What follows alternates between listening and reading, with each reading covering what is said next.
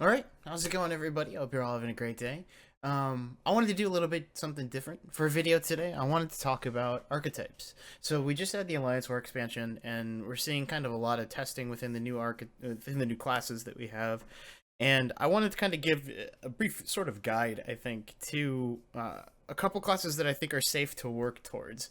We have multiple expansions per year. This game's about to get more expensive to play, so for budget players, you're going to have to be more directed in what you go for. This isn't necessarily a budget guide, but this is something that if you're working towards getting a meta deck, these are safe things to go for in the new classes. These are things that are going to work in the new classes. We've gotten brief testing with them, and we've seen that these things are effective and they can be very, very good. And I think I've worked a little bit on these lists. Four of them are my own. One of them is someone else's, but the ones I've worked on, I've run them by people, and I think these are solid bases, and you can kind of make tweaks on those as you want. And it's just a good sort of primer for what to expect with the new classes in Alliance War and what you maybe want to do. So we're going to start with Guildsworn. Guildsworn is functioning somewhat as an aggro class for me. There are things to do with mid-range and with control, but let's talk about aggro because I think that's where this class really shines. You're basically a combination of Token Mage and Token Crusader. As you take a look at this curve, you see this is very low, but does have the ability to go into the late game. So the thing you have with blue versus Crusader is you have the access to quite a bit more burst. You have the Lightning Bolts and the Sentinel Battle Maces are the big one. The other thing you have access to is Daggerfall Mage and Wardcrafter as very defensive, not defensive, but very sticky early game. Things that are going to help you take the field lane. Now, a couple of things to talk about with the early game. Scroll Seeker is a card that hasn't really seen play up to this point. I very much like it in this list specifically because this is the class with all of the buffs. You have 5th Legion Trainer or Clan Captain, you have Scimitar, you have Crusader's Assault, you have Fervor, you have a lot of different ways to use the 1/2 ward. Don't worry about ever proccing this in terms of the actions. You're not going to proc this. You'll maybe proc it once every 20 games. This is just a 1-mana 1/2 ward, and it's really for making sure you're the first person on the board into field lane because you have so many things that rely on you being in field lane. You have the Cloud Rest Illusionist, the Wardcrafter, things that can give you a huge benefit if you can take those trades. Aside from that, you'll see this is basically looks like Crusader plus the staple blue cards plus Wardcrafter plus Daggerfall plus Harpy plus Crown plus Bolt and then plus Iron. Sentinel Battlemace again, a very big part of this deck. Wilds Incarnate, I don't really like this card in mid-range a lot, but I like it in this list again because of the amount of burst you have at the top end of this curve. We have Firebrands, this is for early field lane control as well as late game, maybe getting something out of there. The Guildsworn Apprentice, the fact that this has Guard is the big thing, a Prophecy Guard is nice to have. Normally Thieves Guild Recruit, not great in these aggressive lists, but the Guard is kind of what pushes this over the edge, and the fact that you're running Fervor. And then Guildsworn Oathman is a card that I think a lot of people don't play with enough. This is a very, very solid card. 5 mana 4/6. This is basically a 5 mana 5/7 if you trigger the red part of it, which is Blood Dragon stats, and then you can add Forked Bolt to your hand. Forked Bolt can get you past the 1 health guards, can maybe do that last little bit of damage. Just a very versatile card, very solid. You don't want too many 5s, but this is good for the 5 slot. I think this is a very effective list at basically just getting into field lane and dominating field lane. You snowball the win from there. You have so many things that reward you for having a field lane. You have things that you can buff up here. You have East March to reward the early damage. You have Hive Defender to punish people running to the shadow. Wardcrafter to do the same thing. Covenant Plate on Scroll Seeker. Covenant Plate giving guard to a warded creature is very relevant in the early game as well as for locking off shadow. So very solid list. Be very fast with this. You might even want to make this faster, tweak this, remove something like Lyris, remove the Wilds Incarnates and the Oathmans, and maybe go even faster than I've gone here. That's definitely possible. But I think this strikes a really nice balance of maybe not getting too low value, but being so strong onto fielding that you're going to win at maybe 80% of your games. The next list we're going to look at is Slay Ebonheart.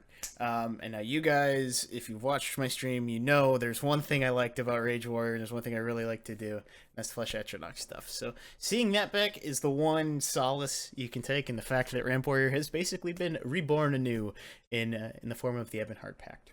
So one thing you'll notice is without the ability to kind of draw Cicero in a 50-card deck, because this is the big draw engine, you may need Shrines. Now, Shrines aren't necessarily correct here, but I've been trying them out and they've worked somewhat effectively because of the amount of ramp you have. You're running triple Tree Minder and triple Thorn Hissmage. You're gonna get this ramp early. You do have a reasonable amount of early game. You have the Archer defense with Fighters Guild Recruit, Sanctuary Pet, Archer's Gambit. You had Ald Velothi and Archer and Venom Tongue. You have a lot of really solid lethal creatures at the start of your curve.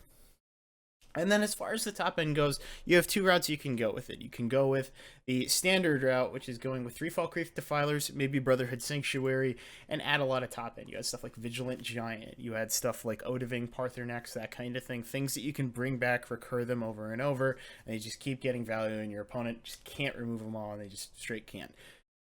The other thing you can do is the thing that I would that I've generally done with the Ramp Warrior is to just kill them, which is OTK with Flesh Atronach, Unstoppable Rage, and we have a new visitor, which is Ornamented Sword. Now, usually I ran Improvised Weapon in this list. Ornamented Sword, super thanks 555, thank you for the suggestion on this. It's probably just better because you're not going to have an issue with mana most of the time. 16 is going to be there. If you're running triple Tree Minder, triple Histmage, Arcane, Venom Tongue, Odurna, Necromancer, you're not going to have a problem with mana by the time Fletch Atronach is ready to OTK. But it can just be a 2-mana 3/2 to defend yourself as well, and that's a really big deal. Just being able to use an improvised weapon as early game defense, that's a big improvement for the deck. You have your busted combos, specifically Elena Bennock coming back from Odurna Necromancer. That's a 6-mana 3/3 with a Javelin effect. That's just like it's a 6-mana Manticora basically, which is insane. That leaves behind a lethal. Probably shouldn't have. It's crazy that this class exists. The other thing is Debilitate to deal with wide boards. Wide boards potentially a really big issue. Warded creatures also a really big issue. Debilitate solves both of those. Not solves, but makes them a lot easier. And a lot of times you're gonna have things stranded, like the Thieves Guild recruits, the Merchants Camels, the Tree Minders or the Skavens. People aren't gonna trade into those, so you can get this Debilitate out in 5 or 6 sometimes. So yeah, my version of the deck, you still run a little bit of this late game. Pureblood Elder is basically a backup. Flesh Atronach, I run 2 Dark Seducers. I know everybody does the one of top end for cast into time reasons. I think Dark Seducer is way too good to not run 2 of them. I think this card's insane. And then 1 Night's Allen Lord. Not necessarily correct. This should probably be the 3rd Dark Seducer, but it's fun to play with. So, play with it. It's fun to play with. You gotta have fun when you're playing this game. So yeah, just you can either get big stuff and recur them, or you can OTK them with Flesh Atronach if you get deep enough in your deck. Shrine and Camel are going to help you do that. You have a lot of draw with Cicero as well. You have Thieves Guild Recruit. You can recur them all with Necromancer. Crazy stuff. Very, very powerful. Maybe a little bit of a weakness to aggro, but you can mitigate that through tech options. I've chosen not to do that. I've chosen to build a little bit heavier here. You can cut even more of the late game if you really want to and just put more defense on the early part of the curve. But very strong deck. A lot of people didn't want Ebonheart to be a thing. They were like, it's not. No, it's... I think people are overrating it. It's not going to be a thing. This is a thing. Ebonheart Slay is about as good as Ramp Warrior was, potentially even better. And Ramp Warrior was a tier 2 deck, finished number 1 on the ladder, won tournaments. It was a legitimate deck as greedy as it seems sometimes, and as poorly as some people played it, it was a legitimate deck. So is Ebonheart. Dominion is the one where I've had to acquiesce towards a couple other good players because I really couldn't find a build I enjoyed. So looking at Flow Mega and Gumshoes, thank you very much for the list. I believe the list is originally Gumshoes. Flow made some adjustments. I made some adjustments from that. So if you can't figure out what to do in a class, you just jam all the aggro cards in and smack them in the face. And I love it. It's great. This list, I actually cut it down. It ran 12 1-drops. That's how aggressive this deck was. I cut that down just a little bit. We still have just mostly, you can see like over half of the deck is 1 and 2 drops, and that's insane. You're supposed to get crazy under the board. You go as fast as possible, and then you have the punishes, which is Spoils of War to cash in your board presence for cards, and then Divine Fervor to cash in your board presence for damage. You also have a lot of over the top burst. You have the lightning bolts and the chargers. You have This is Lightning Bolt and Cliff Racer, so this is Assassin colors. You have Dominion Battle Reeve and Altmer Flameslinger, Camlorn Heroes as well. Cloudrest Illusionist probably should be a 3 of. I didn't actually notice it was a 2 of until now, but Penitus Oculus Aegis, Get Past Guard. This is your Pseudo Silence. Corner Club Gambler to punish people who have to use early removal on other things. And then your 5th Legion Trainer and spam the board stuff. This is pretty self-explanatory. You want to take field lane for as long as you can, and then make the shift at some point when it stops being advantageous for you to keep trading. You're just going to go face and then start going in the shadow, and then hope your burst gets you there. And a lot of the times it does. There's a lot of burst available in this class. There's a lot of very strong early game available in this class. So this is a deck that is really, really going to punish people who build their deck poorly, which is, let's be honest, in the early expansion, there's going to be a lot of that. In the early parts of the expansion, you're going to get punished by these aggro decks if you're kind of being more experimental with your builds. And there's nothing wrong with playing something like this to basically guide people towards building a little bit more correctly. I've had a lot of fun with this deck. I've had good success with it. Flo and Gumshoe have both been playing it in the top 10. So definitely give this a try if you're struggling to build Dominion. Aggro is a good way to go, and it's pretty easy to shift this build towards something more mid-range based, which is another place I think Dominion could be successful as well. So we've come to the control class. Ebonheart's not really control, it's more like a greedy combo thing. Empire has sort of set up its niche as the control class. This and Daggerfall. Daggerfall can work as a control class as well. So this is my build of Empire control. I've seen a lot of different builds that sort of work around the same core. It's just kind of the late game that changes. You're using the Tribunal removal pile, essentially, alongside Fighters Guild recruits and Sanctuary Pets, which are two of the strongest defensive cards in the game. Astrid as well for that. Anasi as well for that. Clivia Tharn, potentially the strongest in terms of raw power level card to come out of this set. Clivia Tharn is absolutely ridiculous. Gonna solo a lot of games for you. And then one of the most underrated control cards in the game, which is Scouts Report. Scouts Report is absolutely insane, being able to not only filter through your deck, but to do it twice with one card for 1 mana. Crazy. It's absolutely fantastic. And it's something I think a lot of people underestimate. You also have all of the ramp, where Tribunal didn't. You have Hiss Mage and Treeminder, so you can get to your top end quicker. Now here's where this kind of differs, is you have a bunch of different options as top end. Dawn's Wrath is an option, and Debilitate is an option. Now I think Dawn's Wrath builds might actually be stronger right now. This is a bit of an older list where I was kind of trying more new cards. So if you want to, you can go something like a 2-2 split and then make some chops here. But for the sake of just kind of experimenting with new cards, I went with 3 Debilitate. I never really felt the need for Dawn's Wrath because of the amount of guards. I had so many ways to punish for Shadow. If you want to cut like Hive Defenders, I've seen people lose for Hive Defenders because they value the health for Emperor's Blade. If you want to maybe go down on Hive Defenders and just go 3 Emperor's Blade, then maybe you switch to Dawn's Wrath so because you don't have as many ways of punishing the Shadow Lane. But really, this is just the Tribunal removal pile again. You add ramp and you add maybe some different late game. I went with Solitaire Paarthurnax. This should be a Marak. Mana Marco's in just because he's fun.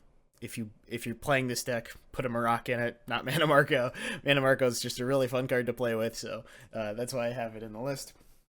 And then the one of Solitaire. So basically Paarthurnax and Solitaire is your reliable late game. You also have the option to just go Fervor spam the board. So you have a couple different options to finish the game after the removal pile. Weaknesses of the deck is kind of the weaknesses of every control deck right now, which is if they remove your shrine, you're kind of screwed.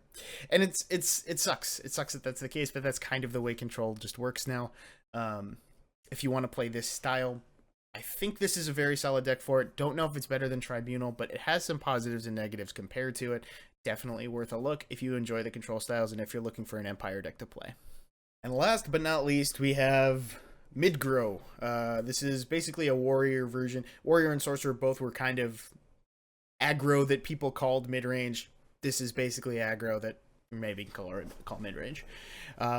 So the big star of this deck is the Covenant Oathman. The Covenant Oathman, if you have the red and the purple cards in play, and we do have mostly purple early game and quite a few red early games, as well as 1-cost items in red, which is a big deal. Then you get to draw a random item from your deck and give it +2/+2.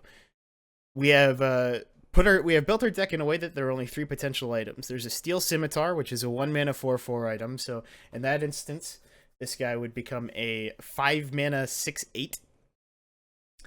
We have the 6th House Amulet, which when given the buff will almost always pump up for the 5 attack. So it becomes a 3/3 lesser ward, which is crazy. And then Cloak and Dagger, where if this is pulled, I'm not sure why it works like this because it probably shouldn't, but if this gets pulled, it will buff both halves. So if Covenant Oathman gets an early hit, basically game over. It is incredibly powerful to get that early swing. Aside from that, we're running kind of the standard sorcerer and warrior mid game. We have the early stuff, Crown Quartermaster and Mudcrab Merchant, or Clan Captain, just everything good you might expect from these classes. You have your disruption cards, Cultist, Garneg, Seal, Lyris, kind of the 4 cards that you really want against control, although Lyris is a little bit iffy, maybe not necessarily an auto-include. And then instead of going with draw in the end game, we just go with damage. We go with Lightning Bolt, Sower, Vigilante, Emmerich, Ancano. Everything here does damage, except for Emmerich, which is we have to play. But I've always enjoyed that as warrior. I think you don't want necessarily like draw at the end of the curve because you're gonna get very close. You want to start hitting them in the face. You don't want to top deck a Jarl. You want to top deck a Vigilante because you're almost always going to be that close to being able to kill your opponent. Interesting thing was the Dark Guardian here as well. The 3s are very strong, so Dark Guardian, it's weird that it makes the cut, but defending from early game pressure I think is a really big deal right now. This is another way to punish people for going Shadow Lane if you can win the field lane with your warded creatures. This is just a standard good stuff deck. I think everyone expected this sort of archetype to be good in Daggerfall. It is solid in Daggerfall. There are some other things you can do with Rage Control. You can check out Nerazuri's list for that. It is on Legends decks. But I think this is just a good place to start. This is a good place to start if you want to look at Daggerfall, and you could potentially branch this off into a slower mid-range version or a full-on aggro version using items. There's kind of stuff from all of that within this deck. So that's basically it, guys. That's just kind of a primer. If you're coming back to the game, or if you weren't sure maybe what from the new expansion is going to be good enough, it's just something to think about. It's just something to kind of keep your eyes on. Where do you want to go with the deck? Where do you want to go with a class? What do you want to craft as you're coming back? It's just a good idea of what to do. There's a lot to look at in this expansion, so hopefully this makes it a little bit easier to wrap your head around everything. So thanks for watching, guys.